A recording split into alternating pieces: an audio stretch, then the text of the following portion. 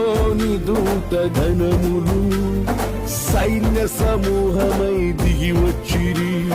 సర్వశక్తి సంపన్నునికి స్తోత్ర గీతమే అర్పించిరి.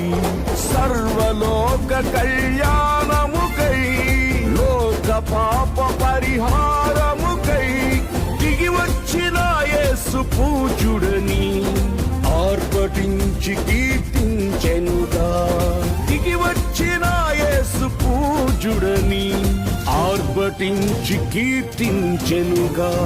స్తుతియు మహిమ ప్రభావము ఎల్లవేళల ప్రభుకే చెందును. స్తుతియు మహిమ ప్రభావము ఎల్లవేళల ప్రభుకే